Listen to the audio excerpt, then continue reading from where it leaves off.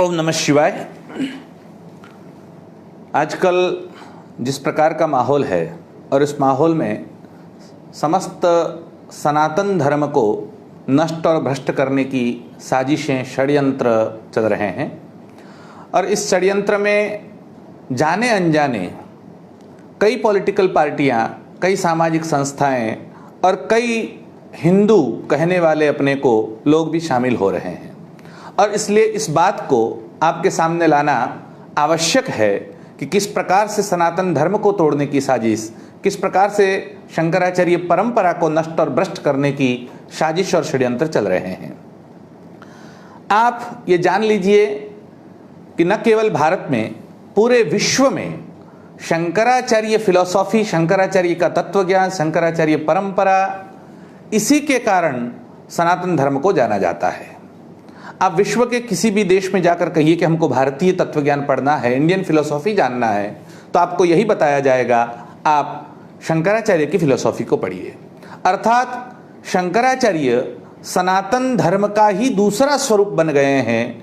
जो शंकराचार्य कहते हैं, जीते हैं, बोलते हैं, वही सनातन धर्म है, ऐसी हमारे मन पर एक बात अंकित हो चुकी और यही सत्य है।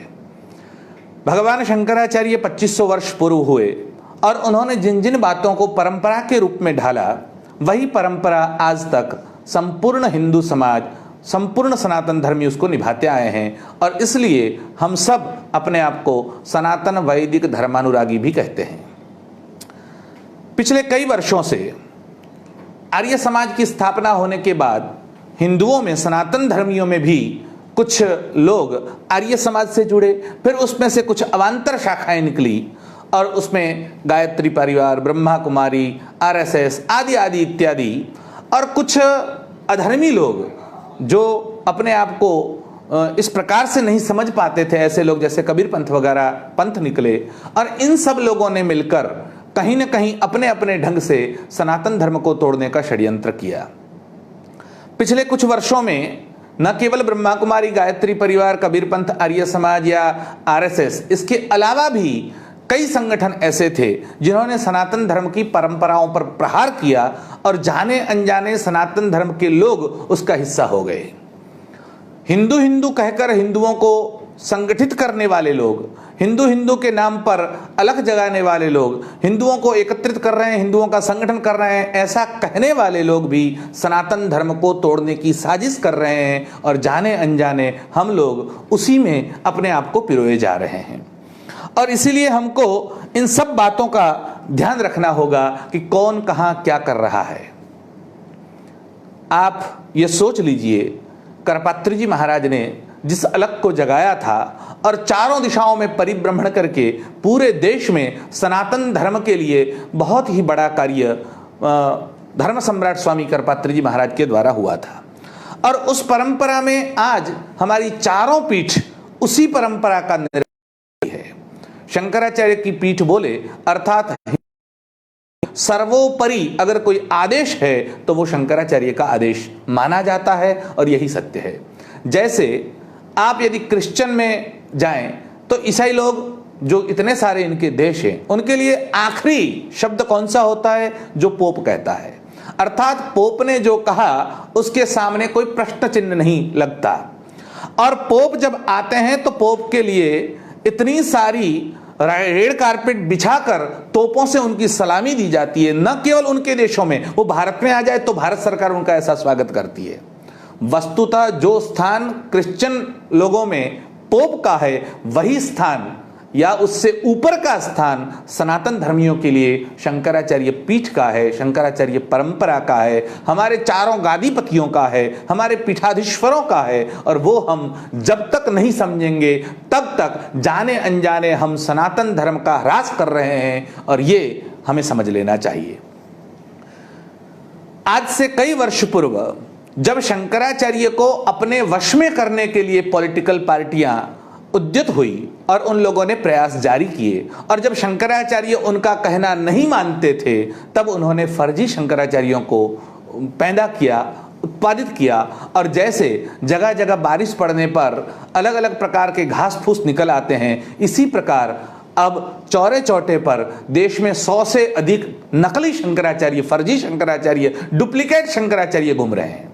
कारण क्या है? ये लोग अपनी मनमानी शंकराचार्यों के द्वारा करवाना चाहते हैं, और शंकराचार्य पीठ ऐसी नहीं है कि किसी पॉलिटिकल पार्टी का हथगंडा बन जाए, और इसलिए वो उनकी मनमानी को लोगों तक पहुंचाने के लिए नकली शंकराचार्यों का सहारा ले रहे हैं। आपको शायद पता होगा, ज्योतिष पीठ में 2 फर्जी शंकराचार्य अभी तक सामने आए थे, और जिसमें एक वासुदेवानंद सरस्वती और एक माधवाश्रम जी थे। माधवाश्रम जी का शरीर शांत हो गया, वासुदेवानंद जी अभी भी है। और हाईकोर्ट में ये मामला गया, हाईकोर्ट ने कह दिया वासुदेवानंद जी न शंकराचार्य, वो सन्यासी भी नहीं है, क्योंकि सन्यास लेने के बाद भी वो जहां नौकरी करते थे उसकी तनख्वाह ले रहे थे, उनका पेंशन ले रहे थे। अब सोचिए, अगर कोई सन्यासी हो जाता है, वो अपने पूर्व काल की नौकरी का या चालू नौकरी का पेंशन कैसे ले सकता है? और इसी मामले को हाईकोर्ट ने उठाया, और हाईकोर्ट ने उनको शंकराचार्य लिखने पर रोक लगा दी, उनको शंकराचार्य के तहत दिए जाने वाले छत्र पादुका उनसे छीन लिए गए, और उनको शंकराचार्य के हिसाब से सरकार जो सिक्योरिटी देती थी वो नहीं देनी चाहिए, ऐसा आदेश पारित किया। मामला सुप्रीम कोर्ट में गया, और सुप्रीम कोर्ट ने भी यही कहा कि जब तक अगला कोई निर्णय नहीं होता, हाई कोर्ट का मान्य जो निर्णय है वही मान्य हो, और उनको शंकराचार्य नहीं लिखना चाहिए, अर्थात उनके ऊपर रोक लगी। ये तो एक मामला है। ऐसा ही मामला पुरी में है। पुरी में शंकराचार्य पूज्य निश्चलानंद सरस्वती जी महाराज है, लेकिन दूसरे एक अधोक्षजानंद करके शंकराचार्य सामने आए, और उन्होंने कहा मैं शंकराचार्य हूं, वो भी फर्जी शंकराचार्य। अब वो फर्जी शंकराचार्य देश भर में घूम रहे हैं, और तथाकथित हिंदू हिंदू कहने वाली संस्थाएं उनका समर्थन करके, उनके शोभा यात्रा निकाल के उनको गद्दी पर बिठाकर उनके हौसले बुलंद कर रही है। अर्थात कहने का मतलब यह है कि जहां मानो किसी नकली शंकराचार्य को आगे कर दो और पीछे हम शंकराचार्य की मान रहे हैं, ऐसा एक ढोंग रचाया जाता है। यही मामला द्वारका में भी होने वाला था।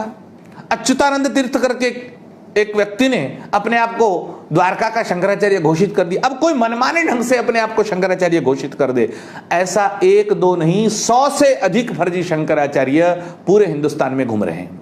आप कुंभ के मेले में जाते हैं, कुंभ के मेले में आप जाएंगे तो आपको कम से कम 50-60 शंकराचार्यों के बैनर कुंभ के मेले में लगे हुए मिलेंगे। अब इतने शंकराचार्य कहां से आ गए? भगवान शंकराचार्य ने तो केवल 4 पीठों की स्थापना की, और 4 पीठों पर जो गादीपति आते हैं वही पीठाधीश मान्य शंकराचार्य कहलाते हैं। मान्य शंकराचार्य हमें बोलना पड़ता है, क्योंकि अमान्यों की फौज खड़ी हो गई है, इसलिए हमको कहना पड़ता है मान्य शंकराचार्य। अब जान लीजिए हमारे आज के मान्य शंकराचार्य कौन हैं। जैसे द्वारका के शंकराचार्य जगत गुरु अनंत श्री विभूषित परम पूज्य हमारे स्वरूपानंद सरस्वती जी महाराज है, वैसे ही ज्योतिष मठ अर्थात बद्रीनाथ के शंकराचार्य के रूप में वही स्वरूपानंद सरस्वती जी महाराज ही बद्रीनाथ ज्योतिष पीठ के शंकराचार्य हैं। उनके पास 2 पीठों का चार्ज है। उसी प्रकार पुरी की पीठ का चार्ज हमारे जगतगुरु शंकराचार्य अनंत श्री विभूषित निश्चलानंद सरस्वती जी महाराज का है, और हमारे श्रृंगेरी पीठ में भारती तीर्थ जी महाराज शंकराचार्य है। अर्थात 4 पीठों का यही 4 मान्य शंकराचार्य हमारे हैं। इनके अलावा अगर कोई शंकराचार्य लिखता है तो वो फर्जी है। हाँ, कांची कामकोटी शंकराचार्य के नाम से प्रसिद्ध है, क्योंकि भगवान शंकराचार्य ने 4 पीठों की स्थापना करने के बाद वो स्वयं जहां विराजमान हुए उस स्थान का नाम है कांची। पिछले कुछ वर्षों से आप सबको पता होगा, कांची के शंकराचार्य को गलत ढंग से जयललिता सरकार ने जेल में डाला और उनके ऊपर केस वगैरह चला। ये सब बातें आप जानते हैं। वस्तुतः वो शंकराचार्य पीठ नहीं है, लेकिन मठ है। वो 4 पीठों में नहीं है, लेकिन मठ के रूप से उनको शंकराचार्य लगाया जाता है, और वो सबको मान्य भी है, लेकिन वो पीठ नहीं है। ये हमें ध्यान में रखना चाहिए। तो अर्थात हमारी 4 पीठ और 5वां मठ, इनको छोड़कर भारत में अगर कोई शंकराचार्य होने का दावा करता है वो सर्वथा अनुचित है और वो फर्जी है। दूसरी बात, नई पीठें पैदा करने का भी एक षड्यंत्र चल रहा है। कहीं ये पीठ बना दी, कहीं वो पीठ बना दी। अब शंकराचार्य की 4 ही पीठें, 5वीं कहां से आई? लेकिन मैं अमुक पीठ का शंकराचार्य हूं, ऐसा अपने आप को उद्घोषित किया जाता है। न केवल वो लोग स्वयं करते हैं, पॉलिटिकल पार्टी के लोग, ये कांग्रेस के शंकराचार्य, भाजपा के शंकराचार्य, अब तो इस्लामी लोग अर्थात मुसलमान भी नए शंकराचार्य पैदा कर रहे हैं। ईसाई मिशनरी वो भी शंकराचार्य पैदा कर रही है। एक वीडियो वायरल हुआ था, आप सबको पता होगा। एक मुसलमानों के बीच एक व्यक्ति जाता है और कहता है मैं हिंदू धर्म का सबसे बड़ा आचार्य शंकराचार्य हूं, और आप लोग ये मान लीजिए कि कुरान ही सबसे अच्छा ग्रंथ है और वेद की उसके सामने कोई औकात, ऐसा उनका वीडियो वायरल हुआ। अर्थात ये मुसलमान लोग भी शंकराचार्य पैदा कर रहे हैं, ऐसी स्थिति निर्माण हो गई है। और ये सब फर्जीवाड़ा इतनी हद तक बढ़ गया है कि पिछले वर्षों में आरएसएस की प्रेरणा से, राष्ट्रीय स्वयंसेवक संघ तथा कथित हिंदू संगठन की प्रेरणा से, उनकी मिलावट से, उनके मेलजोल से ब्रह्मा कुमारी, आर्य समाज, गायत्री परिवार, इन लोगों ने मिलकर नेपाल में एक नकली पीठ पैदा किया और एक महिला को वहां पर शंकराचार्य घोषित कर दिया। अब आप नकली पीठ भी बना लें, नकली शंकराचार्य बना लें और एक महिला का अभिषेक भी कर दें, ये आपको सत्ता किसने दी? आप ये करने वाले कौन होते हैं? लेकिन हमारे हिंदू लोग, हमारे सनातनी लोग, उनको इन सब बातों का जब तक पता नहीं है तब तक ये फर्जीवाड़ा आगे बढ़ रहा है और दिन प्रतिदिन इसमें बढ़ावा हो रहा है। आप राम मंदिर का मामला आप सबको पता है। राम जन्मभूमि पर भव्य मंदिर का निर्माण हो, इसलिए जो केस चल रहा था, इसलिए आंदोलन, जो वर्तमान आंदोलन, आखिरी आंदोलन हुआ, वो आंदोलन हिंदूवादी संस्था विश्व हिंदू परिषद के नेतृत्व में हुआ। और यह आंदोलन जब चला, उसके बाद अभी तो आप सब परिस्थिति से वाकिफ हैं कि सुप्रीम कोर्ट का आदेश आया और सुप्रीम कोर्ट ने कहा कि मंदिर आप बना सकते हैं, ये रामलला की भूमि है। लेकिन ये पूरा केस लड़ने के लिए 50 वर्ष से जो लोग मेहनत कर रहे हैं, वो 50 वर्षों में जो केस चला उसमें एक भी वकील या एक भी उसका पक्षकार तथा कथित हिंदूवादी एक भी संस्था का नहीं है। पूरा केस आप पढ़िए या स्टडी करिए या देखिए इंटरनेट पर जाकर, आजकल आपके पास सुविधा उपलब्ध है। न भाजपा ने केस लड़ा है, न विश्व हिंदू परिषद ने केस लड़ा है, न राष्ट्रीय स्वयंसेवक संघ ने केस लड़ा है। केस लड़ने वाले इन तीनों में से एक भी नहीं है। केस लड़ने वालों में हिंदू महासभा का थोड़ा बहुत हिस्सा रहा है, और केस लड़ने में सबसे कोई आगे था तो वो हमारे शंकराचार्य थे, हमारे मठाधिपति नृत्य गोपाल दास और वहां के निर्मोही अखाड़ा वाले लोग थे। तो अर्थात जो लोग केस लड़ रहे थे, उन्होंने केस को यहां तक पहुंचाया और सुप्रीम कोर्ट तक करोड़ों रुपयों का खर्च करके, वकीलों को खड़ा करके, और शंकराचार्य के शिष्य स्वामी अविमुक्तेश्वरानंद जी, उनको कोर्ट ने बुलाया और उन्होंने प्रमाण पेश किए।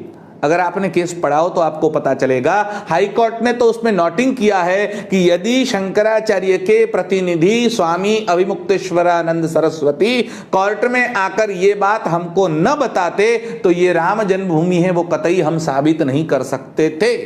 अर्थात ये राम जन्मभूमि है, ये साबित करने वाले और कोई नहीं, केवल शंकराचार्य के शिष्य हैं। और इतना होते हुए भी जब राम जन्मभूमि बनाने का आदेश आया तो चारों पीठों को एक तरफ कर दिया गया। 4 में से एक भी शंकराचार्य को ट्रस्ट में लेने की बात छोड़ दीजिए, उनकी राय तक नहीं ली गई, उनसे पूछा तक नहीं गया कि क्या करना चाहिए। अब केस 50 वर्ष से शंकराचार्यों ने चलाया, जीते शंकराचार्य, उन्होंने निर्णय लाया अपने पक्ष में, हिंदुओं के पक्ष में, सनातनियों के पक्ष में, और जब मंदिर बनाने की बात आई तो उनको दरकिनार कर दिया जाता है। किस लिए किया जाता है? क्योंकि शंकराचार्य परंपरा को तोड़ने का मानस इन तथाकथित हिंदूवादी संगठनों ने बना लिया है। और इसी कारण एक फर्जी शंकराचार्य, जिनको हाई कोर्ट ने मना कर दिया कि शंकराचार्य नहीं है, सुप्रीम कोर्ट ने मना कर दिया, ऐसे वासुदेवानंद सरस्वती को इस ट्रस्ट में शामिल किया गया। अर्थात पूरी तरह से सनातन धर्म को नष्ट और भ्रष्ट किया कैसे जा सके और कैसे शंकराचार्य परंपरा को तोड़ा जा सके, इसका संपूर्ण षड्यंत्र हमारे सामने तथाकथित हिंदूवादी संस्थाएं, राजकीय पक्ष और विधर्मी और अधर्मी लोग साथ मिलकर अपने अपने ढंग से कर रहे हैं और हम लोग समझ नहीं पा रहे हैं। राष्ट्रीय स्वयंसेवक संघ के जो सुप्रीमो कहलाते हैं वो मोहन भागवत, और उन्होंने कहा कि शास्त्रों में संशोधन की आवश्यकता है, हमें शास्त्र बदलने होंगे, शास्त्रों में शोधन करना होगा। ये क्या कर रहे हैं आप? जो शास्त्र को आप समझ भी ले तो बहुत बड़ी बात है, जो शास्त्र को समझ नहीं सकते वो कहते हैं शास्त्रों में संशोधन करो। अरे समझने की आवश्यकता है, अपनी बुद्धि को गिरवे मत रखो। और हम लोग सनातनी लोग, हिंदू लोग, केवल हिंदू हिंदू करने के कारण पॉलिटिकल पार्टी के झांसे में आ गए हैं और हम लोग भी उनकी बात में हाँ हाँ मिलाते जा रहे हैं। यही गलत धारणा बन जाती है। किसी पॉलिटिकल व्यक्ति के पैसे पीछे ऐसे अंधे मत हो जाओ कि तुम धर्म को दरकिनार कर लगो। तुमको देखने में लगता है ये सब हिंदूवाद का फंडा इन्होंने ही खड़ा किया है। जब ये लोग नहीं थे तो आज तक हिंदू धर्म को किसने रखा? आरएसएस को अभी 100 वर्ष भी पूरे नहीं हुए, भाजपा को अभी 25-50 वर्ष ही हुए हैं, भारत की आजादी को 70 वर्ष ही हुए हैं। उससे पहले हिंदू धर्म की रक्षा किसने की?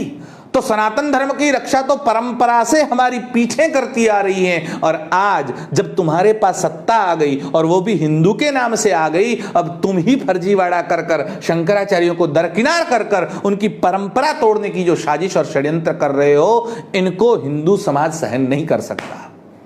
न केवल यहां तक ये लोग रुके, जहां जहां शंकराचार्य कहते हैं कि ये होना चाहिए, उसके विरोध में, अगेंस्ट में काम करने लगे।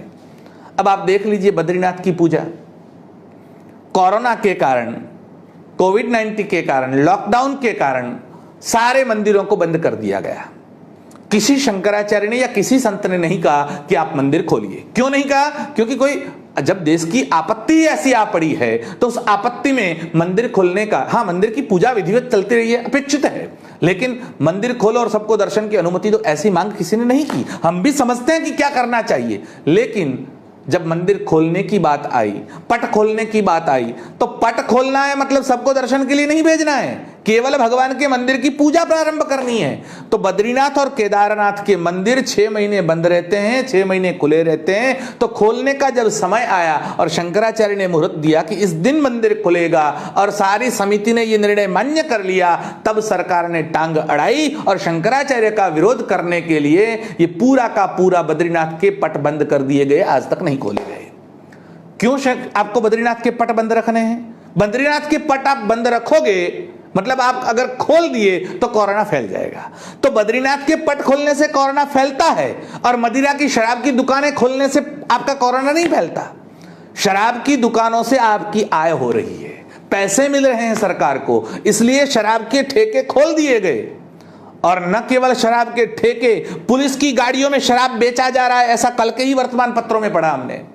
तो पुलिस की गाड़ियों में शराब बेचने तक आप पहुंच जाते हो और मंदिर के दरवाजे खुले और पूजा विधिवत प्रारंभ हो, इसके लिए आपको दिक्कत है, क्योंकि शंकराचार्य कह रहे हैं कि पूजा होनी चाहिए। यह शंकराचार्य परंपरा को तोड़ने की साजिश है। और अगर कोई मुसलमान करता तो हम सहन कर लेते, अगर कोई ईसाई करता तो सहन कर लेते, लेकिन तथाकथित अपने आप को हिंदूवाद का झंडा लेकर देश भर में घोषित करने वाले ये राष्ट्रीय स्वयंसेवक संघ और उसके चेले अर्थात भाजपाई लोग और विश्व हिंदू परिषद के लोग, ये सब मिलकर अर्थात एक ही थैली के चट्टे बट्टे सब साथ में मिलकर अपने आप को हिंदू हिंदू के नाम के घोषित करने वाले पूरे देश में केवल मोदी मोदी चिल्लाते हैं और बद्रीनाथ की अवमानना करते हैं। मोदी मोदी चिल्लाते हैं और भाजपा वाले शंकराचार्य की अवमानना कर रहे हैं। उनके लिए शंकराचार्य कुछ है ही नहीं। और यही परंपरा अगर तोड़ने के लिए चले हैं तो उन्होंने क्या किया? न केवल बद्रीनाथ के कपाट बंद किए, काशी में मंदिरों को तोड़ने की श्रृंखला चला दी। एक दो नहीं, उनके टारगेट पर काशी में 200 से अधिक मंदिर हैं जिनको तोड़ा जाएगा। और काशी विश्वनाथ कॉरिडोर के नाम से यहां पर काशी का विकास कर रहे हैं, ऐसा ढंढेरा पीटकर विकास के नाम पर मंदिरों को तोड़ने का सिलसिला। 13 मंदिर टूट चुके हैं हम लोग। और फिर भी ये जो चमचे हैं, ये जो अंधभक्त हैं, जो अपने आप को अकल गिरवे रखकर, जो मंद बुद्धि के होते हैं भविष्य में जाकर अंधभक्त बन जाते हैं, लेकिन वो लोग क्या कह रहे हैं? नहीं, यही सही हो रहा है, यही विकास हो रहा है। अब विकास किसे कहते हैं ये भी तो आपको परिभाषित पता होनी चाहिए कि विकास क्या है। विकास के नाम पर मंदिरों को तोड़ने का ये रिकॉर्ड बनाना चाहते हैं। तोड़ता तो ये लोग झंडे और सबका जीना हराम कर देते, और वही लोग खुद मंदिर तोड़ रहे हैं, तब उनके चेले तालियां बजा रहे हैं। बात यह है कि मंदिरों को तोड़ने के सिलसिले में काशी खंडोक्त, जो स्कंद पुराण में कहा गया है कि यह मंदिर यहां पर है, इसकी ऐसे पूजा होनी चाहिए, वैसे दुर्मुख विनायक का मंदिर आज से 6 महीने पहले तोड़ दिया गया। एक दो नहीं, 250 मूर्तियों को गायब कर दिया गया है काशी में से। 13 मंदिरों को ध्वस्त कर दिया गया है। एक मंदिर का पुनर्निर्माण करने का वादा किया है, लेकिन अभी अभी 4 दिन पहले भगवान शंकराचार्य द्वारा स्थापित 2500 वर्ष पुराना सरस्वती का मंदिर नेस्त नाबूद कर दिया गया और मूर्ति को गायब कर दिया गया। क्यों सरस्वती के मंदिर को टारगेट बनाया गया? क्योंकि वो शंकराचार्य द्वारा स्थापित था। भगवान शंकराचार्य ने 2500 वर्ष पूर्व इस मंदिर की स्थापना की थी। उसी मंदिर को टारगेट बनाकर इस मंदिर को तोड़ दिया गया और उनके चेले हिंदू हिंदू चिल्लाने वाले तालियां पीट रहे हैं। आप सरस्वती के मंदिर को ध्वस्त होने के बाद इसको विकास कहते हैं? आपको विकास की परिभाषा पता है? विकास क्या है? और विकास के नाम पर मंदिर तोड़ने की जो श्रृंखला नागपुर में हुई, जयपुर में हुई, गांधीनगर, अहमदाबाद में हुई, पूरे देश में 3000 मंदिरों को तोड़ने का सिलसिला है। औरंगजेब के बाद मंदिर तोड़ने का रिकॉर्ड अगर किसी के नाम पर होगा तो वो मोदी जी के नाम पर होगा। औरंगजेब ने इतने मंदिर तोड़े थे, उसके बाद इन लोगों ने इतने मंदिर तोड़े हैं और फिर भी ये लोग हिंदू हैं। फिर भी इनके लिए आप हिंदू हिंदू की तालियां बजाते हैं। आपको यह पता होना चाहिए कि न केवल मंडन मिश्र केवल सरस्वती का मंदिर तोड़ा, मंडन मिश्र की मूर्ति भी काशी में तोड़ दी गई और उसको उन्होंने अपने वहां से उठा लिया और कहीं पर गायब कर दिया है। जो व्यास की गद्दी थी उसको गायब कर दिया गया है। आप 1-2 की बात करते हैं, काशी में जाकर देखिए और उनके चमचे फैला रहे हैं दुनिया भर में कि यहां पर जो मुसलमानों ने हिंदुओं के मंदिरों के ऊपर कब्जा कर लिया था, उनको खाली करवाकर वो मकान वापस लेकर मंदिरों का जीर्णोद्धार किया जा रहा है। ये गलत भ्रांति हमारे बीच में डाली जा रही है। मैं खुद एक मंदिर में जाकर काशी में सर्वेक्षण करके आया हूं और मेरा चैलेंज है कि अगर आप कहते हैं कि किसी मुसलमान के पास से आपने मंदिर का कब्जा लिया है तो जितनी रजिस्ट्री हुई है और सबके सब मकान, दुकान, मंदिर बिक्री लिए हैं सरकार ने, तो उसमें एक भी मुसलमान की रजिस्ट्री निकालकर बता दीजिए। अगर आपने किसी मुसलमान से ये मकान लिया है और मंदिर का जीर्णोद्धार उसमें से निकाल कर किया है तो रजिस्ट्री तो मुसलमान ने की होगी, जिसका कब्जा है उसका आपके सहमति तो ली होगी। लेकिन ऐसा नहीं है, ये भ्रम फैलाया जा रहा है और हमारे को बिल्कुल गुमराह किया जा रहा है कि हम हिंदू धर्म का जीर्णोद्धार कर रहे हैं। अरे तुम जीर्णोद्धार करने वाले कौन होते हो? गंगा के ऊपर स्नान के लिए पाबंदी लगा दी गई। गंगा दशहरा जैसा पर्व था। अब मंदिरालय में जाओ तो छूट और गंगा स्नान के लिए जाओ तो छूट नहीं है। अगर गंगा में जाओगे तो कोरोना फैलेगा और मंदिरालय में जाओगे शराब पीने के लिए तो कोरोना नहीं फैलेगा। अरे मंदिरों को सैनिटाइज करने का बोला है इन्होंने। अब सैनिटाइजर मतलब आप जानते हैं ना, उसमें 80% अल्कोहल मिलाया जाता है, अर्थात दारू से मंदिर धोए जाएंगे। ये क्या हो रहा है भैया? दारू से मंदिर धोगे? अरे मंदिर में जाने से पहले आपको दारू लगाना है हाथ में, मतलब आपको अल्कोहल से अर्थात सैनिटाइजर से हाथ धोने और मंदिर के लिए दर्शन करने के लिए जाना है। ये क्या परंपरा बना रहे हैं आप? हमें अगर उसका विकल्प ढूंढना है तो हमारे पास फिटकरी है। आप फिटकरी को डालो, फिटकरी का पानी बनाओ, हाथ धो लो। अरे गंगाजल तो उससे भी ज्यादा सैनिटाइज है। अरे केवल आप घर में जो पानी है उसको तांबे के पात्र में डाल दो और 24 घंटे रख दो और सुबह उठकर उसको पियो, वो सैनिटाइज हो जाता है अपने आप। खुद उसमें से बैक्टीरिया निकल जाते हैं। लेकिन हम उसका उपयोग नहीं करके दारू का उपयोग कर रहे हैं, क्योंकि ये सरकार हमें सिखा रही है कि मंदिर में जाने से पहले दारू से हाथ धो। और इन्हीं परंपराओं को जब शंकराचार्य विरोध करते हैं तो ये कहते हैं शंकराचार्य फलानी पार्टी के हैं, ये तो भाजपा के नहीं है, अर्थात देशद्रोही है। ये सब अपने आप को हिंदू और राष्ट्रभक्त कहलाने वाले दूसरों को सर्टिफिकेट बांटते फिरते हैं कि ये अमुक पार्टी के हैं और ये देशद्रोही है। ये जो परंपरा निर्माण हुई है और जिस प्रकार से हमको बरगलाया जाता है, इन सब का ध्यान हिंदू समाज को रखना होगा। अगर हम ये ध्यान में नहीं रखेंगे तो पूरे राष्ट्र, पूरे सनातन धर्म में ये भ्रांतियां फैलेगी कि जो गलत काम करता है वही हिंदू होता है। और इसलिए ये जो लोग हैं वो आर्य समाज और बौद्धों के प्रभाव में हैं, क्योंकि बौद्ध लोगों ने यही किया। बुद्ध ने नहीं, लेकिन बुद्ध की परंपरा वालों ने हिंदू मंदिरों को तोड़ा, सनातन धर्म को नष्ट और भ्रष्ट किया, वेदों का अपमान किया, यज्ञों का ध्वंस किया। और यही काम आज के हिंदूवादी संस्था के लोग कर रहे हैं। हमें दुख है कि हमें अपने ही लोगों के विरुद्ध में बोलना पड़ता है, लेकिन क्या करें, कहां जाए? जो शंकराचार्य हिंदू धर्म का सर्वश्रेष्ठ आचार्य होता है, उनके विरुद्ध में आप कुछ भी भौंकते रहें और हम बैठे बैठे सुनते रहें, ये कहां तक चलेगा? और जो लोग शंकराचार्य का अपमान कर कर किसी पॉलिटिकल पार्टी के पक्ष में बोलते हैं, उनको अपने आप को हिंदू कहलाने का अधिकार नहीं है। ऐसे लोग पहले सुन लें कि उनको पहले तो शंकराचार्य की शरण में जाना चाहिए। आप पॉलिटिकल किसी भी मत को मानो, लेकिन जब शंकराचार्य बोलते हैं धर्म के विषय में तो वही सर्वोपरि होते हैं। उनके सामने और किसी पॉलिटिकल पार्टी की राय लेने की आवश्यकता नहीं है। कौन से शंकराचार्य से आपने राय मशवरा किया कि काशी के मंदिरों को तोड़कर फिर से कैसे पुनर्निर्माण किया जाए? आपने चालन पद्धति कर ढोल पीटा, लेकिन किस शंकराचार्य की राय ली आपने? नहीं ली।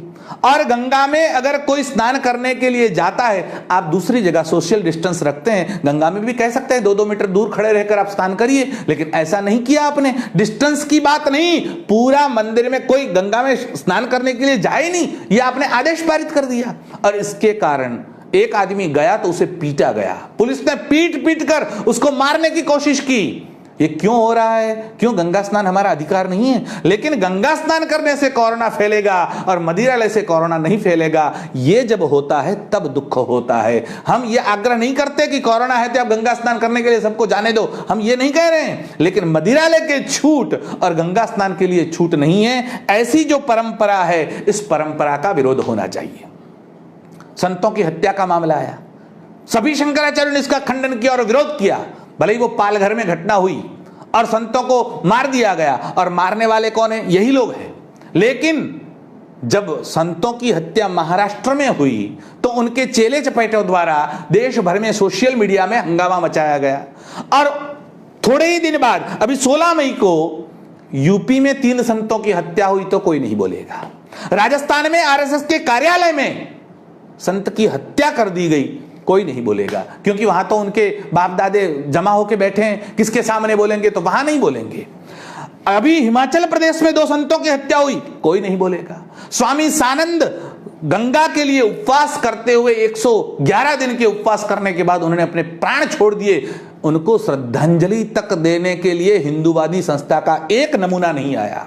श्रद्धांजलि देने के लिए तो चले आते कि गंगा के लिए जिसने प्राण अर्पण किए उनके लिए श्रद्धांजलि देने का उनको अवसर नहीं मिला।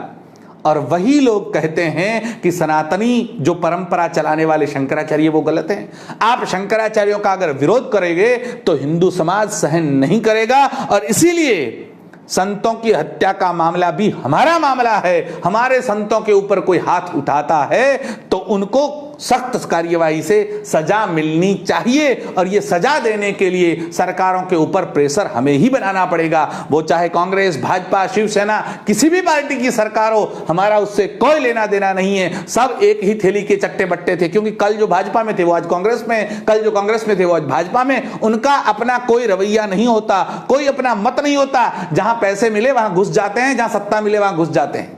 इसलिए उनके ऊपर किसी के ऊपर भरोसा नहीं किया जा सकता। लेकिन जो सत्ता में हैं उनकी नीतियों का विरोध होगा। जब कांग्रेस सत्ता में थी तो हमने 1100 सभाएं कांग्रेस के विरोध में की थी।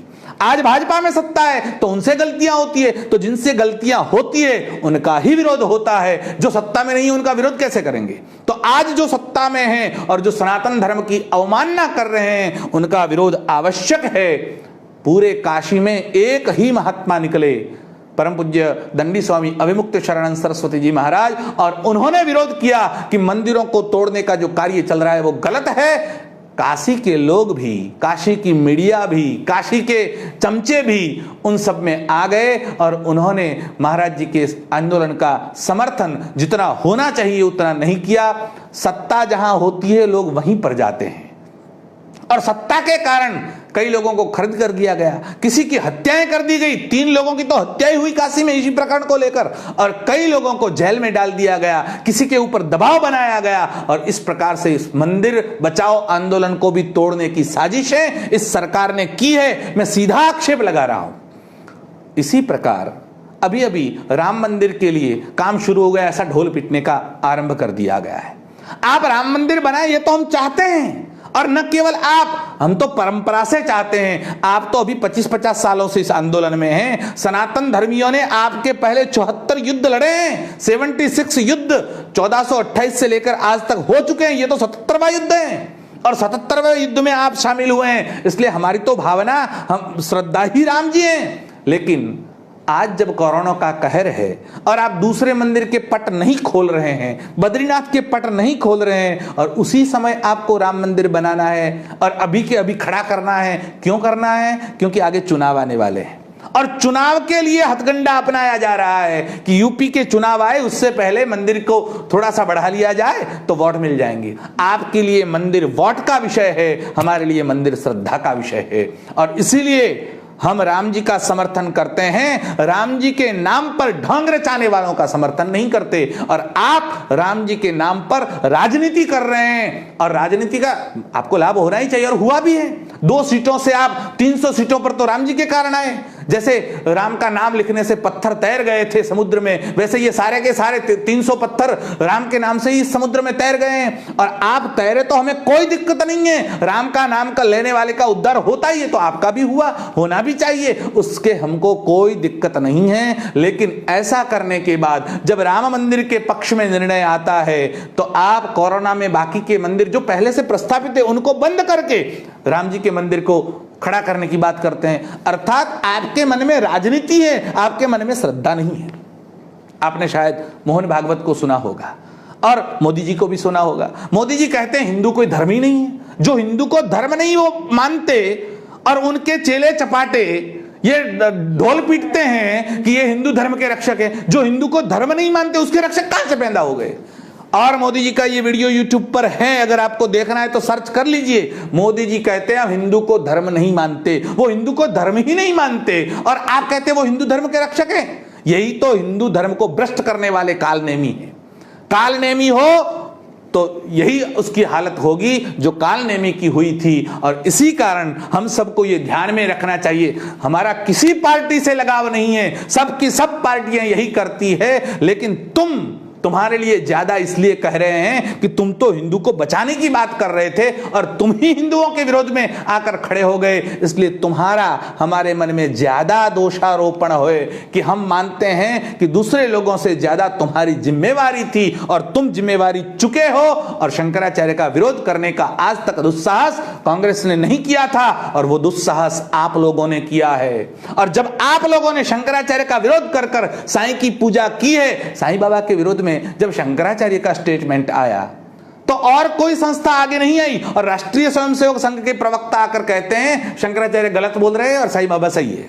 अब तुमको इसमें आकर दखल देने की क्या आवश्यकता थी? और यही बताता है कि तुम मुसलमान साईं बाबा की पूजा करवाकर बद्रीनाथ का विरोध और शंकराचार्य का विरोध करते हो, अर्थात भारत में इस्लामीकरण का झंडा बुलंद करने का षड्यंत्र आरएसएस के कार्यालय से हो रहा है। और इसीलिए सबको यह ध्यान रखना होगा कि हमें हिंदू के नाम पर बरगलाने वाले वास्तव में सही मायने में हिंदू धर्म के छुपे हुए गद्दार हैं और उनको समझना होगा। मैं किसी पॉलिटिकल पार्टी के लिए बात नहीं कर रहा हूं, ये फिर से दोहराऊं, मुझे किसी पॉलिटिकल पार्टी से न तो उनके मैं हितेच्छु हूं और न उनके लिए काम कर रहा हूं, लेकिन शंकराचार्य परंपरा के ऊपर अगर तुमने प्रहार किया तो तुम कहीं के नहीं बचोगे। और इसीलिए मुझे ये कहने में तनिक भी वो छोच नहीं है, अफसोस नहीं है कि आपने राम मंदिर में, हमारे राम जी का मंदिर, कल ही वासुदेवानंद जी का स्टेटमेंट आया, उन्होंने कहा राम जी तो छोटे हैं इसलिए उनका मंदिर छोटा होना चाहिए। अब ये शंकराचार्य जिनको तुम कहकर बुलाते हो, इनकी बुद्धि कहां गई है? राम जी छोटे हैं ऐसा बोलने से पहले तुम्हारी जिह्वा कट नहीं जाती? कैसे राम जी छोटे हो सकते हैं? अरे जो अखिल ब्रह्मांड के नायक हैं, और तुलसीदास जी लिखते हैं जिसके रोम रोम में अनेक ब्रह्मांड लटक रहे हैं, और वो राम जी छोटे हो गए तुम्हारे लिए। और राम जी छोटे हैं तो मंदिर छोटा होना चाहिए, ये कौन सी बुद्धि है? राम जी का मंदिर पूरे विश्व में किसी का ना हो इतना बड़ा होना चाहिए, ये हमारे चारों शंकराचार्य कहते हैं। और जब चारों शंकराचार्य कहते हैं कि ऐसा भव्य मंदिर निर्माण हो, तब तुम उसका विरोध करते हो। क्यों? क्योंकि तुमको शंकराचार्य परंपरा को तोड़ना है। तुमने राम जी को फाइबर की कुटिया में फिट कर दिया। अब राम जी फाइबर की कुटिया में, हमारे यहां प्लास्टिक उसको मंदिर में ले जाना मना है, हमारे यहां कांच इसको मंदिर में ले जाना मना है। आपने देखा होगा संत महंत लोग, विद्वान लोग, कथाकार लोग आपके घर आते हैं और आप पानी लेकर जाते तो पहले से कहते हैं कांच के ग्लास में मत लाना, शीशे के कप में चाय मत निकालना। क्यों? क्योंकि वो अपवित्र है और उसे वो ग्रहण नहीं करते। और राम जी को आपने बुलेट प्रूफ शीशे में और फाइबर में फिट करके रख दिया है। परिणाम क्या हुआ? परिणाम यही आया कि कोरोना में तुम सबको फाइबर में राम जी ने पैक कर दिया।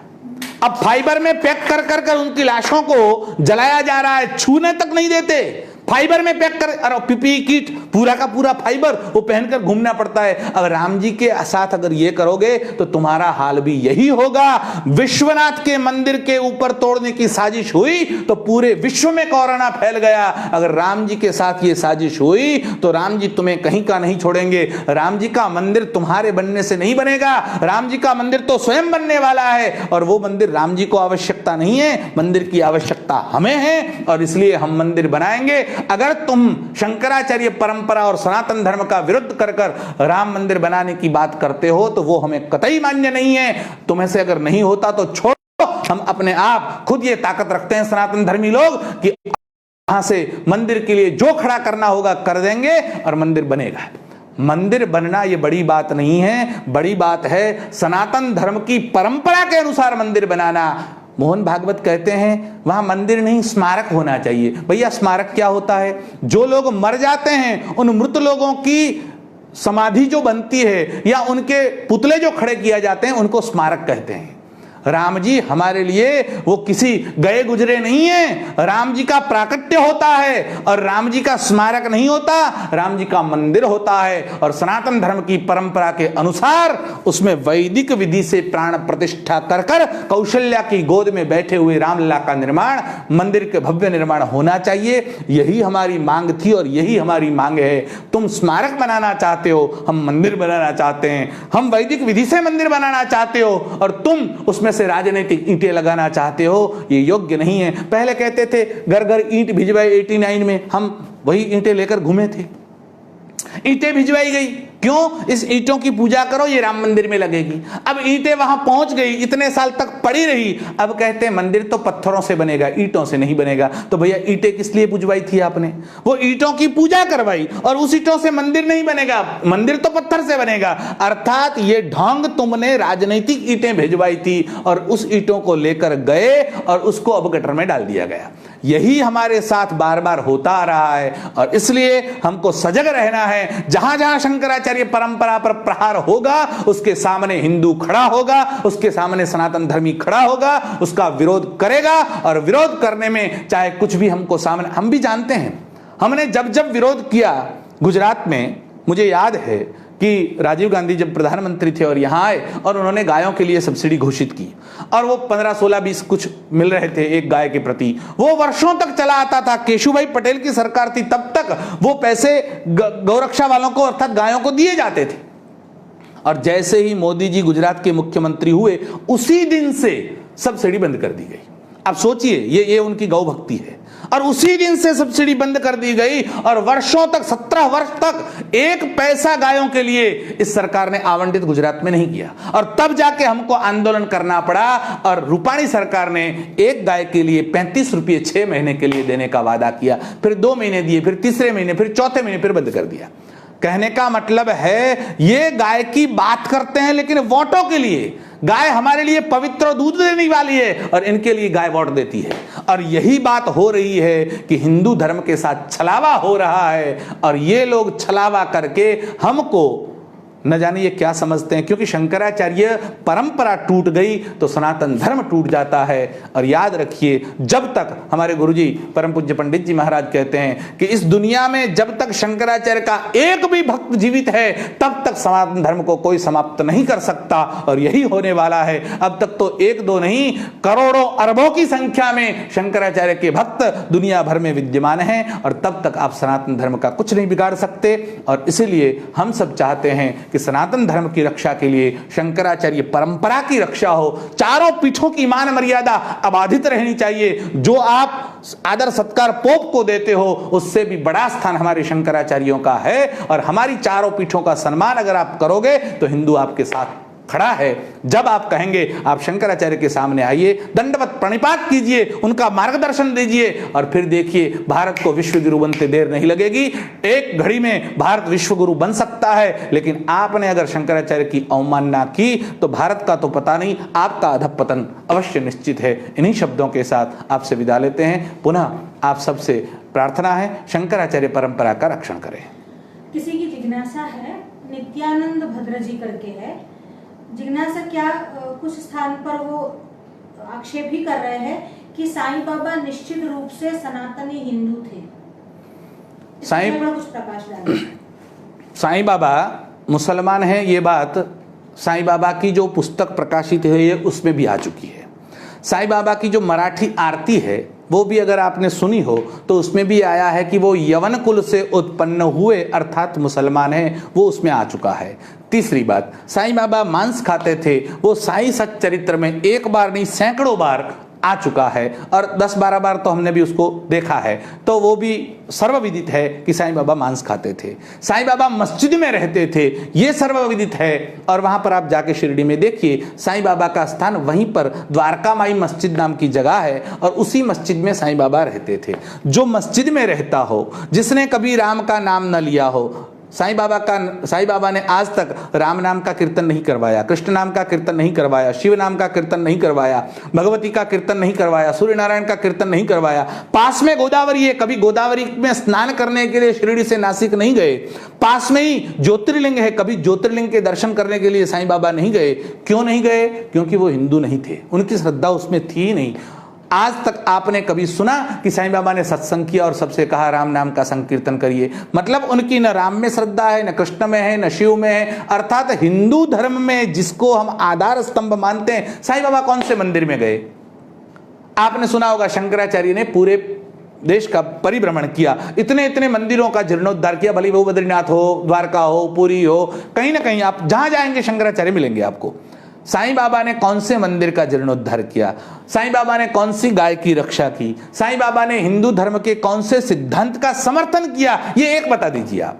अर्थात सर्वविदित वो स्वयं स्वीकार करते हैं कि साईं बाबा मुसलमान थे, उनका नाम चांद मियां था, वो फकीर के रूप में आए और किसी ने उनको साईं कह के पुकारा और वो वहां पर बस गए, यही बात है। तो साईं बाबा मुसलमान है, ये सर्वविदित है। दूसरी एक बात कि वाराणसी के स्वामी श्री अभिमुक्तेश्वरानंद सरस्वती ने कुछ दिवस पहले ही ये बात बताई कि विश्वनाथ के दरबार में कॉरिडोर योजना के नाम पर जो बहुत सारे मंदिर ध्वंस हो रहे हैं, उसी के कारण ये कोरोना जो है वो विश्व भर में फैल रहा है। इस विषय पर भी थोड़ा प्रकाश डालिए। पहले ही हमने बताया कि वस्तुतः जब आप विश्वनाथ के साथ छेड़खानी करोगे तो विश्व में उसका असर होगा, क्योंकि वो पूरे विश्व के नाथ है।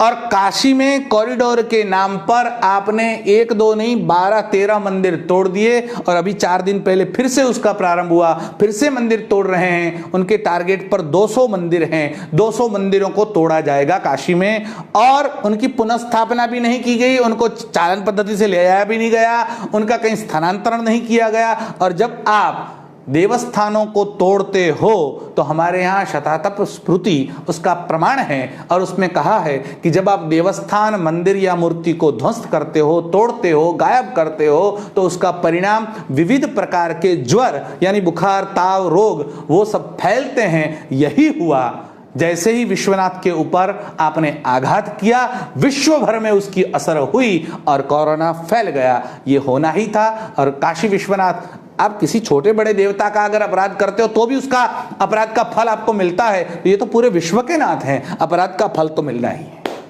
दूसरी बात कि काशी विश्वनाथ मंदिर के जो सीईओ है, उन्होंने सत्य श्रृंखला करके एक झूठ चलाया है, जिसके श्रृंखला क्रमांक 15 का विरोध स्वामी अभिमुक्तेश्वरानंद सरस्वती जी ने किया।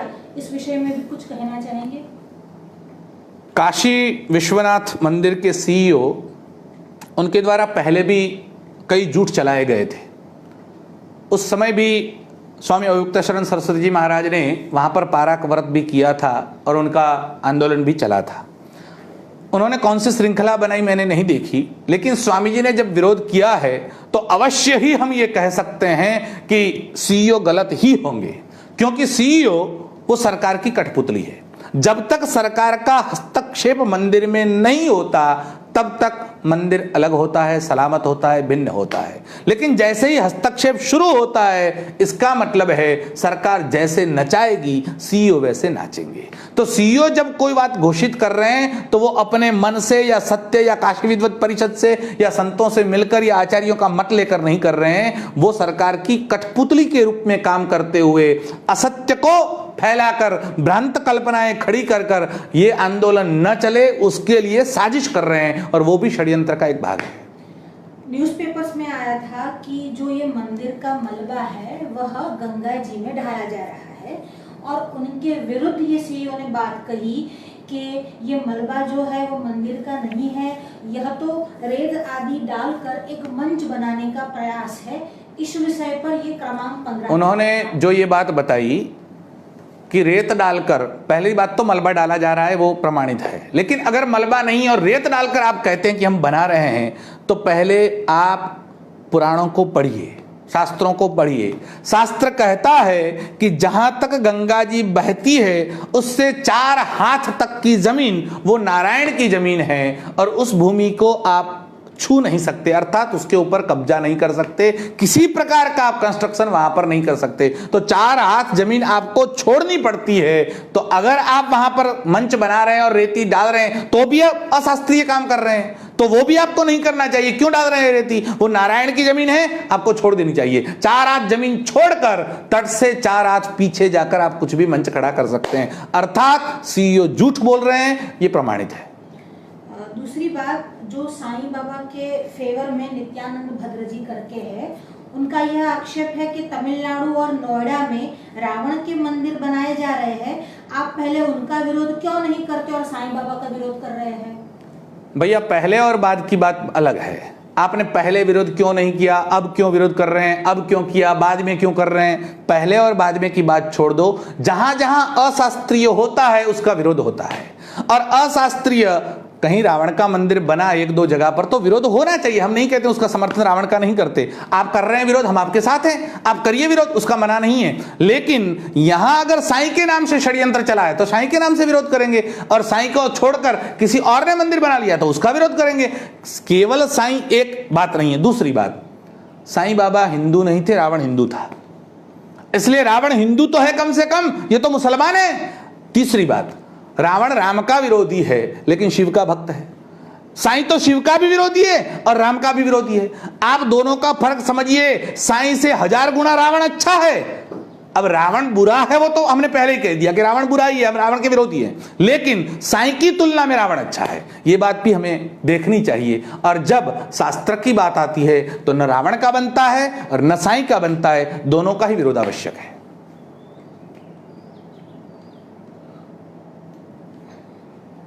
पंडित हिरेन जी त्रिवेदी कह रहे हैं कि स्वामी श्री अभिमुक्तेश्वरानंद जी बहुत गलत आक्षेप लगाए जा रहे हैं। जैसे मुझे कल ही एक मैसेज आया कि काशी में कोई भी मंदिर नहीं टूटा, तो इस विषय में भी थोड़ी चर्चा आवश्यक है। हिरेन भाई, आपकी बात सही है।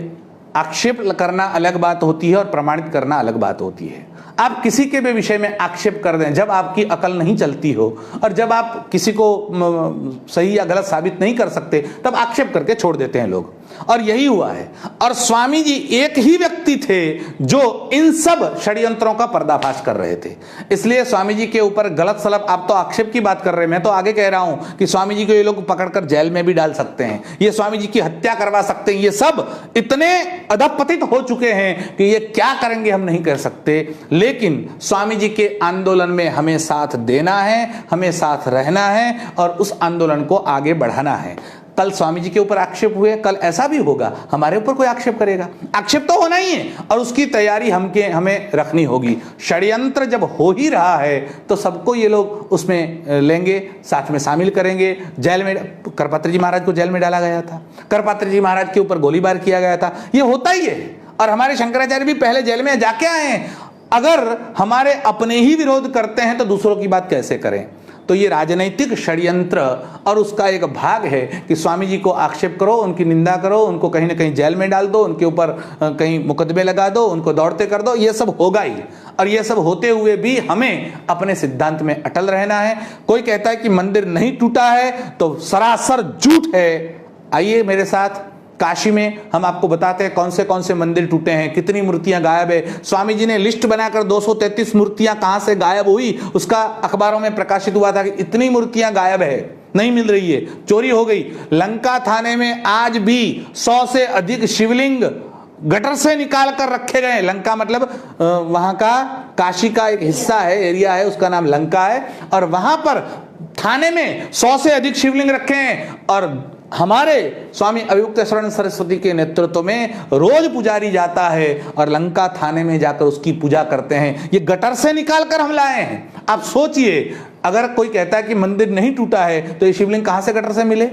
उन लोगों ने, शासन तंत्र ने मंदिरों को तोड़कर, मूर्तियों को तोड़कर, किसी को गटर में, किसी को गंगा में, किसी को रोड पर कहीं ना कहीं तोड़ दिया, फेंक दिया। और जो कीमती मूर्तियां थी, जिनके पैसे मिल सकते थे, जो रत्नों से या धातुओं से बनी हुई थी, उनको गायब कर दिया गया। कहां बेच दिया होगा या किसी को दे दिया होगा, लेकिन वो आज तक नहीं मिल रही है। और वो सब अगर कोई चाहे और चैलेंज करे तो हम प्रमाणित करने के लिए तैयार हैं। नित्यानंद जी भद्रा जी कह रहे हैं कि मेरी बात यह नहीं थी, मैं इतना कहना चाहता था कि साईं बाबा का समाधि मंदिर के अलावा कोई मंदिर नहीं होना चाहिए था। समाधि भी अगर आप एक अर्थ में हिंदू विधि से कहते हैं तो आपकी बात सही है, लेकिन मुसलमानों में समाधि नहीं होती, उनका तो कब्र होती है, और वो साईं बाबा की कब्र है, समाधि नहीं है, पहली बात। और अगर आप कहते हैं कि दूसरा मंदिर नहीं होना चाहिए, तो भारत भर में जो गांव-गांव में खड़े किए जा रहे हैं, यहाँ हमारे पास में गांव है डीसा करके, अब डीसा में साईं की उन्होंने प्रतिमा बनाई है, और साईं की प्रतिमा में साईं का जो पैर है उसके नीचे शिवलिंग रखा है और उसके ऊपर साईं बाबा का पैर है। आप सोचिए, शिवलिंग को साईं के पैर के नीचे दबाकर रखना और फिर कहते हैं ये हिंदू है, तो वो कैसे हो सकते हैं?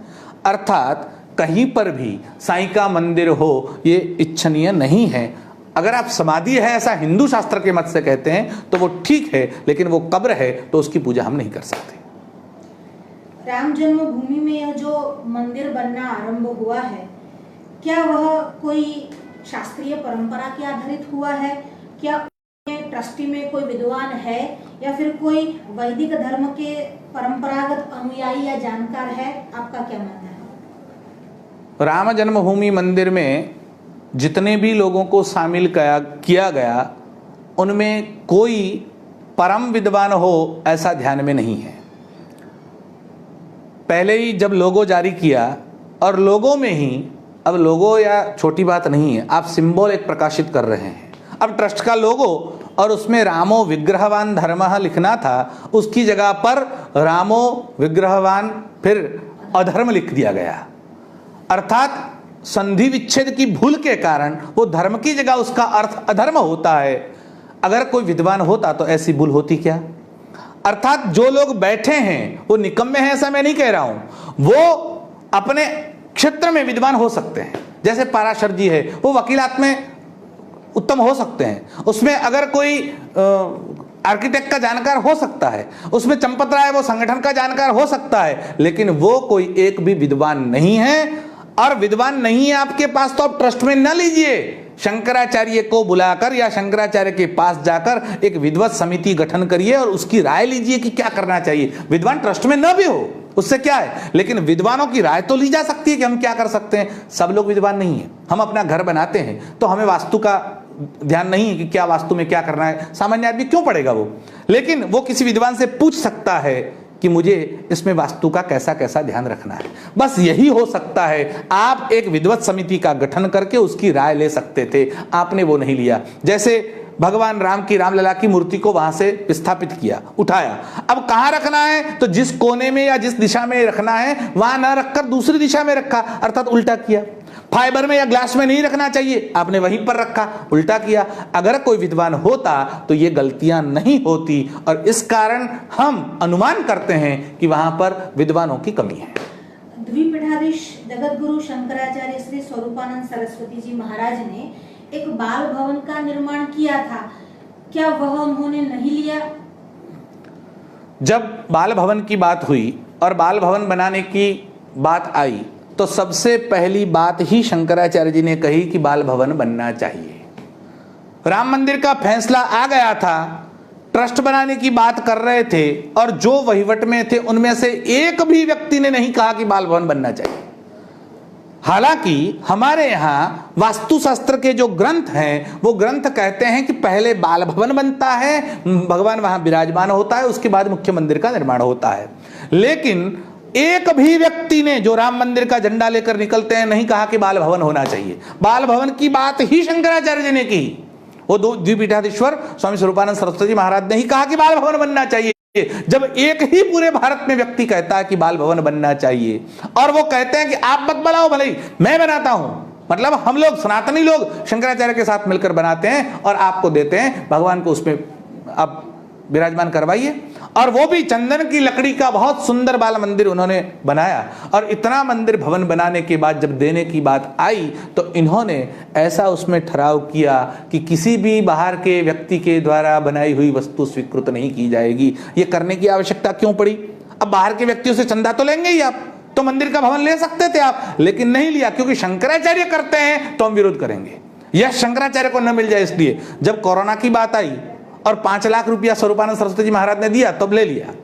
तो कोरोना के लिए 5 लाख शंकराचार्य से लेने के लिए आपको कोई दिक्कत नहीं है, लेकिन शंकराचार्य बाल भवन देते हैं और वो विधिवत देते हैं और शास्त्रीय परंपरा का पालन करते हुए हो रहा है तो आपको विरोध है क्योंकि शंकराचार्य कर रहे हैं। तो शंकराचार्य परंपराओं को धर्म से बाहर निकाले का षड्यंत्र जो हमने कहा कि पहले से ही चल रहा है, वही काम इन लोगों के द्वारा हो रहा है। नवनिर्माण और जीर्णोद्धार इन दोनों में क्या भेद है, इस पर भी प्रकाश डालें थोड़ा। जो पुराने मंदिर हैं, जो जीर्ण शीर्ण हो जाते हैं, जो क्षत विक्षत हो जाते हैं, जिनको अब बनाने की आवश्यकता आन पड़ी है, तब उसका जीर्णोद्धार होता है। और नई भूमि पसंद करके नई मूर्तियां लाकर विद्वानों के द्वारा नए तरीके से उसका प्रतिष्ठापित किया जाता है, वो नूतन मंदिर है। ये नूतन मंदिर नहीं है। जो लोग ये कहते थे कि ये बाबरी मस्जिद है, वो शब्द ही गलत है। हमारे यहाँ बाबरी मस्जिद बनी ऐसा कहीं इतिहास में आया ही नहीं है। ये केवल आंदोलन खड़ा करने के लिए बाबरी मस्जिद शब्द घुसेड़ा गया। वस्तुतः वो मस्जिद नहीं मंदिर ही था और जिसने हमने गिराया 92 में, वो गिराया गया, वो भी मंदिर ही गिराया गया, मस्जिद नहीं गिराई गई। लेकिन लोगों को भ्रांत कल्पना में डाल दिया गया कि ये मंदिर नहीं मस्जिद, जहां नमाज पढ़ी ही नहीं गई है कभी। और नमाज पढ़ी भी गई हो शायद तो जैसे मंदिर में कोई घुस जाता है और नमाज पढ़ लेता है वैसी बात है। तो मंदिर में घुसकर किस, तो ये जो राम मंदिर है अर्थात अयोध्या का राम जन्मभूमि मंदिर है, वो जीर्णोद्धार है, वो नूतन मंदिर नहीं है। इसलिए जीर्णोद्धार की जो परंपरा हमारे यहाँ है उसी प्रकार से उसका जीर्णोद्धार होना चाहिए, वैदिक विधि से होना चाहिए। गोस्वामी तुलसीदास का जो समय है वह अकबर का आसपास का समय है, और अगर ये बाबरी मस्जिद है तो बाबर का समय तो अकबर के भी पहले का है। तो क्या गोस्वामी तुलसीदास जी ने कहीं पर भी बाबरी मस्जिद का उल्लेख या फिर कोई मस्जिद का उल्लेख किया है? करपात्री जी महाराज जिन्होंने राम राज्य परिषद की स्थापना की, जो इस शताब्दी के सर्वश्रेष्ठ विद्वानों में से एक है और शंकर परंपरा का निर्वहन करने वाले हैं, क्या उन्होंने बाबरी मस्जिद का कोई उल्लेख किया है? आपके विषय में इन दोनों के मत का क्या है? जब तक तुलसीदास जी के पूरे साहित्य का वाङ्मय की बात है तो मैंने पूरा साहित्य नहीं पढ़ा, लेकिन रामचरितमानस है या उनकी गीतावली है, दोहावली है, तो ये 4-5 ग्रंथ मेरे अवलोकन में आए हैं। लेकिन कहीं भी उन्होंने बाबरी शब्द का प्रयोग तुलसीदास जी ने नहीं किया। आजकल एक मैसेज तुलसीदास जी के नाम पर घुमाया जाता है कि तुलसीदास जी ने बाबरी शब्द लिखा है और मस्जिद शब्द लिखा है और राम जन्मभूमि के लिए बाबरी बन गई ऐसा लिखा है, लेकिन वो कहीं पर तुलसीदास जी ने नहीं लिखा है। वो केवल ये तथाकथित हिंदूवादी संगठन चलाने वाले लोग अपनी बात को लोगों में ठूसने के लिए तुलसीदास जी के नाम पर चढ़ाए जा रहे हैं। जैसे आपने अभी देखा होगा शायद, कोरोना का स्तोत्र शिव पुराण में है ऐसा कहकर फेसबुक पर और व्हाट्सएप पर बहुत चला। आप देखिए पूरे शिव पुराण में ऐसा कोई स्तोत्र है ही नहीं, लेकिन हिंदू धर्म शास्त्रों में छेड़खानी करना, जैसे मोहन भागवत ने कहा शास्त्रों में संशोधन की आवश्यकता है, वही लोग ये कर रहे हैं। शास्त्रों में छेड़खानी कर कर हिंदुओं में यह भ्रम फैलाना कि आर्य समाज पहले से कह रहा है कि शास्त्रों में कुछ घुसपैठ की गई है, वो उनकी आर्य समाज की बात, वो आर्य समाज को सिद्ध करने के लिए, सही सिद्ध करने के लिए हमारे शास्त्रों में ऐसा है, ऐसा घुसेड़ने की बात को चला रहे हैं। वस्तु तो ऐसा नहीं। और करपात्री जी महाराज का साहित्य तो अभी अभी का है, आप सब देख भी सकते हैं और मिल रहा है जितना चाहिए। और खासकर मैं रेकमेंड करता हूं, करपात्री जी महाराज ने राष्ट्रीय स्वयंसेवक संघ और हिंदू धर्म नाम का ग्रंथ लिखा है। और दूसरा विचार पीयूष, अगर आपको नहीं मिलती है तो मेरा कांटेक्ट करिए, मैं आपको वो पुस्तक का रेफरेंस दूंगा और आपको पीडीएफ चाहिए तो पीडीएफ दूंगा। लेकिन वो पढ़िए, किस प्रकार से हिंदू धर्म को नष्ट और भ्रष्ट करने का षड्यंत्र हिंदूवादी कहने वाले संगठनों से हो रहा है, वो उन्होंने पर्दाफाश किया है। और ये लोग करपात्री जी महाराज के नाम से मैसेज चला रहे हैं कि करपात्री जी ने शाप दे दिया कि उसके कारण गांधी परिवार पूरा इस प्रकार से मर गया और गोपाष्टमी को, बिल्कुल गलत। तीनों की तारीख देख लीजिए आप, इंदिरा गांधी की तारीख, राजीव गांधी की और संजय गांधी की, और तीनों की तारीख कहीं गोपाष्टमी से नहीं। मेरी बात इंदिरा गांधी का वो है नहीं है, हाँ, इंदिरा गांधी की मृत्यु गोपाष्टमी को हुई है, लेकिन बाकी दो की गोपाष्टमी को नहीं। मतलब ये कहीं ना कहीं करपात्री जी महाराज का उपयोग भी अपने लिए कर लेना, ये काम ये लोग करते हैं। करपात्री जी महाराज ने शाप दिया था और ये कहा था कोई एक व्यक्ति हिमालय में जाएगा, संन्यास लेगा और आकर फिर भारत का प्रधानमंत्री बन जाएगा। मोदी के लिए ये लोग चला रहे हैं। ये सब बातें बेवकूफी और गलत भरी है। करपात्री जी महाराज ने कभी ऐसा कहा नहीं। और करपात्री जी महाराज ने तो इतने कड़क शब्दों में कहा है कि वो राष्ट्रीय स्वयंसेवक संघ और हिंदू धर्म पढ़ेंगे तो खड़े खड़े जल जाएंगे। ऐसी बातें करपात्री जी महाराज ने लिखी है। और आज के जितने भी शंकराचार्य, मतलब चारों पीठों के पीठाधीश हैं, वो सब के सब करपात्री जी महाराज के अनुयायी या शिष्य हैं, ऐसा कहें तो भी गलत नहीं है। वो सब के सब करपात्री जी महाराज के साथ खड़े हुए नजर आते हैं। तो इस प्रकार से करपात्री जी ने इस बात का कभी उल्लेख नहीं किया है और न ही इस बात को तवज्जो दी है। लेकिन करपात्री जी ने इस राम जन्मभूमि को मुक्त करवाने के लिए प्रयास किया और करपात्री जी के प्रयासों से ही 1949 में रामलला की मूर्ति, तथाकथित बाबरी ढांचा जिसे कहते हैं आप, उसमें उसको स्थापित किया गया और पूजा शुरू करवाई गई थी। तो सबसे पहला आजाद भारत में किसी ने अगर प्रयास किया राम मंदिर के लिए तो वो करपात्री जी थे। यानी करपात्री जी महाराज ने बाबरी मस्जिद या शब्द प्रयोग नहीं किया, कभी नहीं किया। और इससे विपरीत जो आज की तथाकथित हिंदू संगठन या पार्टियां है, क्या वह राम जी को अवतार या परब्रह्म परमात्मा मानती है? क्या वह मूर्ति पूजक है? क्या उन वेद और शास्त्रों को प्रमाण मानती है? क्या वह सनातन धर्म के आधारभूत वेदोखिलम धर्ममूलम के सिद्धांत को मानती है?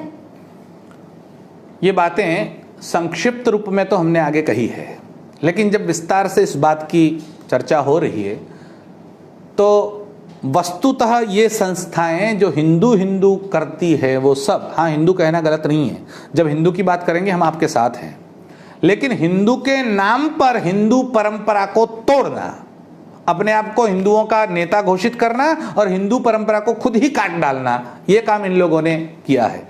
कारण क्या है? कारण कि आर्य समाज से प्रादुर्भूत है। कहीं ना कहीं उनका जो परंपरा मिल रही है वो आरएसएस से, मतलब आर्य समाज से मिल रही है। आर्य समाज वेदों में एक भाग को ही मानता है, बाकी के 3 भागों का स्वीकार नहीं करता। तो मंत्र, ब्राह्मण, आरण्यक, उपनिषद में से केवल मंत्र भाग को ही मानता है, बाकी को नहीं मानता। उसी प्रकार पुराणों को बिल्कुल नहीं मानता, स्मृतियों को बिल्कुल नहीं मानता, लेकिन खुद का जब प्रतिपादन करना हो तो स्मृतियों का प्रमाण लेकर आगे धर देते हैं, या पुराणों का प्रमाण धरकर आगे रखते हैं, या गीता का प्रमाण रख देते हैं, या मानस का। तो सब अपनी जब बात सिद्ध करनी हो तब यही काम ये लोग भी कर रहे हैं। तो न उनका वेदों में विश्वास है, जिनकी आज पुण्य स्मृति दिवस है, या माधवराव सदाशिव गोलवलकर जी आज ही, तो पूज्य गुरु जी और उनके प्रति हमारे मन में बहुत श्रद्धा है। गुरु जी भक्तिवान थे, श्रद्धावान थे, यज्ञ करते थे, लेकिन गुरु जी की जो बात है उनका विचार नवनीत में उन्होंने प्रदर्शित की है। और विचार नवनीत में गुरु जी ने ये बताया है कि वो किसी धर्म ग्रंथ को मान्यता नहीं देते, अर्थात न वो वेद को मानते हैं, न पुराण को मानते हैं, न इतिहास को मानते हैं, न स्मृति ग्रंथों। हाँ, विरोध नहीं करते वो बात अलग है, लेकिन मानते नहीं है।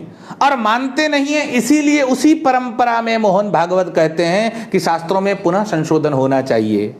शास्त्रों को समझने की जरूरत है, संशोधन की आवश्यकता नहीं है, लेकिन समझ नहीं सकते इसलिए संशोधन करवाना है। कोरोना को नहीं समझ सकते इसलिए क्या करेंगे? कोरोना है ही नहीं। अब जो नहीं है ऐसा कहते हैं उनका क्या करेंगे आप? इसलिए ये लोग शास्त्र प्रमाण नहीं है ऐसा भ्रम फैला रहे हैं। तो उनकी एक भी शास्त्र में श्रद्धा नहीं है, शास्त्र को फाड़ नहीं देते, इतना ही है। बाकी इनकी चले तो ये शास्त्रों को जला देंगे। और आपको शायद पता होगा, आज से 6 साल पहले भाजपा के एक सांसद ने मनुस्मृति को जलाया। यही होता है इन लोगों का। तो ये मनुस्मृति को जलाने वाले लोग और ये कहते हैं हम शास्त्रों की रक्षा करेंगे। तो हमारे मन में जो भ्रम फैला हुआ है कि ये हिंदू धर्म के रक्षक हैं, इससे विपरीत है। हिंदू हिंदू कहकर हिंदुओं को पीछे से काट डालना यही नीति रही है। राम और कृष्ण को गुरुजी ने क्या अवतार माना है? बिल्कुल ही नहीं। वो कहते हैं राम महापुरुष है, श्री कृष्ण महापुरुष है, और राम और कृष्ण को महापुरुष तो मानते हैं जैसा आर्य समाज मानता है। आर्य समाज भी कहता है कि राम और कृष्ण महापुरुष है। वो भी कहते हैं वो ब्रह्म नहीं है, वो अवतार नहीं, अवतारवाद को ही नहीं मानते। न केवल अवतार को, अवतार की जो धारणा है उसका ही वो लोग खंडन करते हैं। इसलिए गुरुजी तो वहां तक कहते हैं कि गुरुजी अर्थात गोलवलकर जी ऐसा कहते हैं कि हमारे यहाँ जो भी बड़ा पुरुष हो जाता है और महान हो जाता है और बड़े अच्छे अच्छे कार्य करता है, उसको लोग अवतार की श्रेणी में धकेल देते हैं। धकेल देने का क्या मतलब है? अर्थात ये बात हुई कि आपको अवतारवाद मान्य नहीं है और जो लोग अवतार को मान रहे हैं उसका आप खंडन कर रहे हैं। तो ये खंडन करने वाले लोग जब राम को अवतार नहीं मानते, ब्रह्म को अवतार नहीं मानते, तो मंदिर किसका बनाएंगे? वो महापुरुष का तो मंदिर बनता नहीं, महापुरुष का स्मारक बनता है। और इसीलिए मोहन भागवत ने कहा अभी कि हम मंदिर नहीं बना रहे हैं, हम स्मारक बना रहे हैं। और हमें यह समझना होगा कि मंदिर कौन बन रहा है, स्मारक की बात कौन कर रहा है।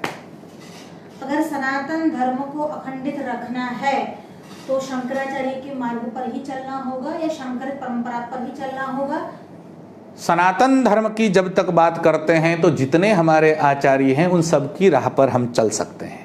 आपकी जहां पर मान्यता हो, जैसे शंकराचार्य के अनुयायी हैं वो शंकराचार्य की बात पर चले, मध्वाचार्य की, रामानुजाचार्य की, वल्लभाचार्य के शिष्य हो तो वहां पर चल सकते हैं। ये सबके सब सनातन धर्म में मान्य हैं। लेकिन शुद्ध सनातन परंपरा को अगर विश्व किसी रूप में देखता है तो वो शंकराचार्य के रूप में देखता है।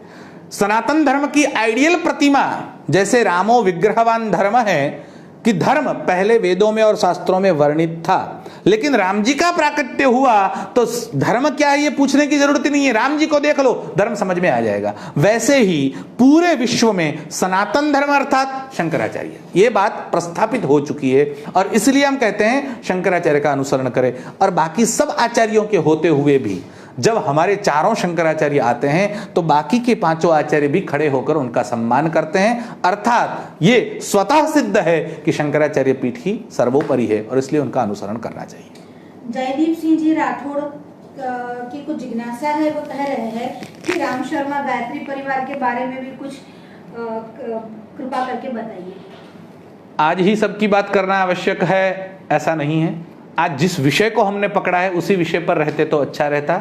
आज बात थी शंकराचार्य परंपरा को तोड़ने का षड्यंत्र, और वो जो कर रहे हैं उनका हमने पर्दाफाश आपके सामने किया है। गायत्री परिवार के लिए अलग से सेशन रखा जाए तो अच्छी बात है, लेकिन इतना ध्यान रखिए कि सनातन धर्म की जो परंपराओं को नष्ट करने के लिए आर्य समाज में से कुछ जो धाराएं निकली उसमें से एक गायत्री परिवार भी है। और उन लोगों ने भी शास्त्रों के साथ अपनी बातें उसमें घुसेड़ कर पहले तो कहा कि स्त्रियों को गायत्री मंत्र का अधिकार नहीं है, और जब ये बात फैल गई और उनके चेलों चपाटों को उनको वापस जोड़ना था उनके साथ, तो उन्होंने कहा नहीं नहीं, आज तक जो हमने कहा वो हमारी भूल हो गई, गलती हो गई, उनको अधिकार है। फिर उन्होंने यज्ञ के अधिकार की बात में भी ऐसा ही किया, फिर अश्वमेध की बात आई तो ऐसा ही किया। तो गायत्री परिवार हमारा होते हुए भी सिद्धांतों का पालन नहीं करते और राह पर हम नहीं चल सकते। उन्होंने भी पहले ये भ्रम फैलाया कि उन्होंने अपनी जीवनी में ही लिखा है कि पहले मैं स्वामी रामदास के रूप में जन्म लिया था मैंने, फिर मैं कबीर होकर आया और अब मैं राम शर्मा होकर आया हूं। तो ये सब भ्रांत कल्पनाएं, उठपुटांग बातें करना, लोगों को बरगलाना, इधर से उधर घसीटना, यही सब होता है। उसके लिए स्वतंत्र सत्र रखेंगे और कभी उसका भी मजा लेंगे। बहुत सारी जिज्ञासाएं और भी आई है और मुझे लगता है कि अब इस सत्र को यहीं पर विराम देते हैं। अगर ऐसा होगा तो कल पुनः एक बार इसी समय पर हम लाइव होंगे और आपके सभी प्रश्नों का जो जिज्ञासु प्रयास करेंगे, प्रश्नों का उत्तर देने का प्रयास करेंगे। तो शायद विदा लेने का समय आ गया है, तो यही। नमो नमः। सनातन धर्म की जय।